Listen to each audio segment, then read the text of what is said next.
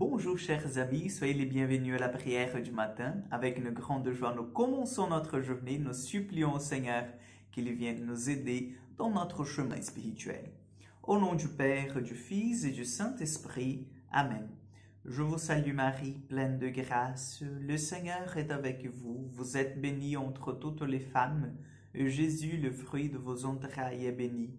Sainte Marie, Mère de Dieu, priez pour nous pauvres pécheurs, maintenant et à l'heure de notre mort. Amen. Notre-Dame du Beau-Regard, priez pour nous. Aujourd'hui, nous fêtons le cœur immaculé de Jésus, de Marie, pardon. Hier, nous avons fêté le Sacré-Cœur de Jésus et aujourd'hui, collé au Sacré-Cœur, nous fêtons le cœur immaculé de la Vierge Marie, le cœur immaculé de la Maman de Dieu. Et qu'est-ce que c'est cela, Père?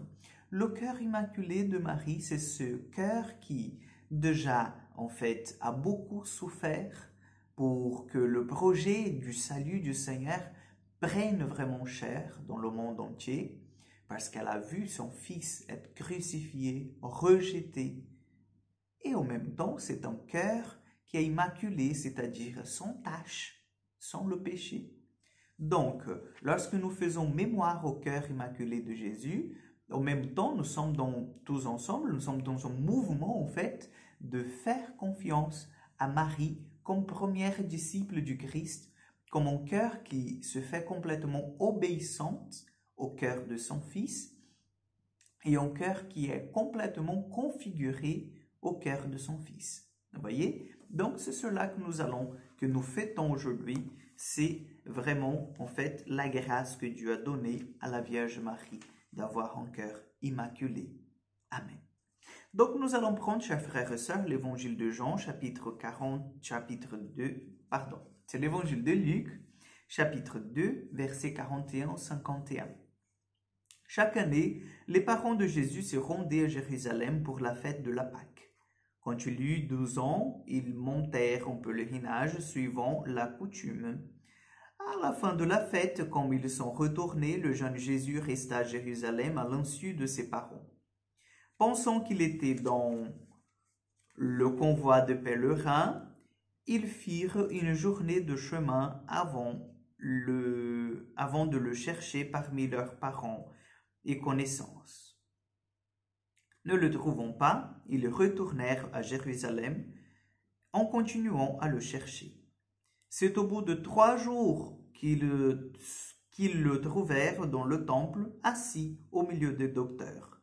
Il les écoutait et leur posait des questions, et tous ceux qui l'entendaient s'extasiaient sur son intelligence et sur ses réponses.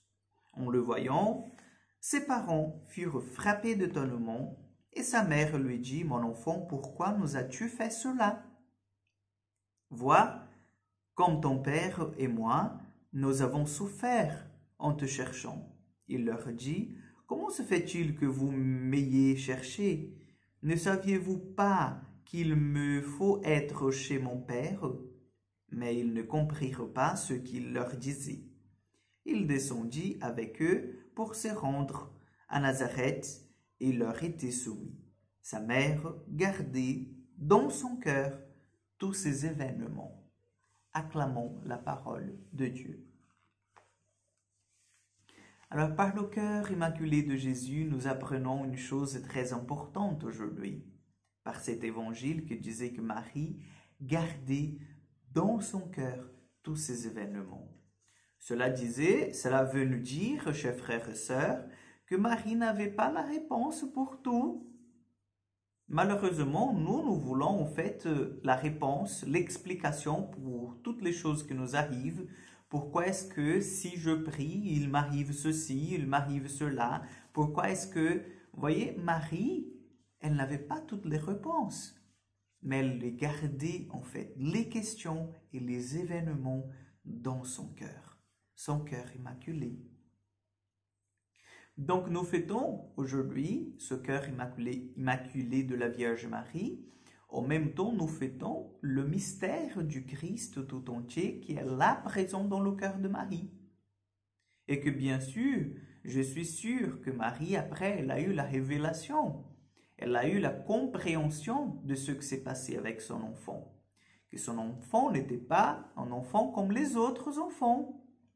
Mais au tout début, c'était compliqué. Donc Marie gardait dans son cœur tous ces événements en attendant que l'heure arrive et qu'elle ait en fait des explications et qu'elle comprenne, qu'elle entre davantage dans ce mystère du salut. Donc demandons au Seigneur, demandons à Notre-Dame que nous aussi nous puissions avoir un cœur semblable au cœur de Jésus et de Marie, pour que nous aussi nous puissions en fait être obéissants et comprendre que Dieu nous guide et nous guide toujours. Amen. Le Seigneur soit avec vous. Que Dieu Tout-Puissant vous bénisse et vous garde. Le Père, le Fils et le Saint-Esprit. Amen. Avant de nous quitter, j'ai juste une petite chose à vous annoncer. Donc, le Père César va prendre un temps de repos, parce que vous savez bien, nous avons tous besoin, n'est-ce pas? Donc, je vais partir au Brésil, prendre un temps de repos chez moi, chez mes parents, puis je vais aussi rendre visite aux frères là-bas, je vais passer un temps avec eux, et je serai de retour le mois d'août.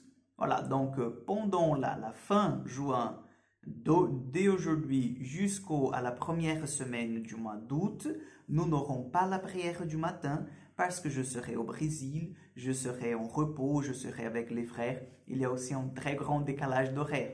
Donc, nous ne serons pas ensemble au niveau prière du matin par YouTube. Par contre, je vous invite bien sûr à continuer votre prière, à être fidèle à ce moment de grâce et de bénédiction que nous vivons ensemble tous les jours. Amen. Donc, je vous souhaite une excellente journée, un bon week-end et à bientôt. Que Dieu vous bénisse.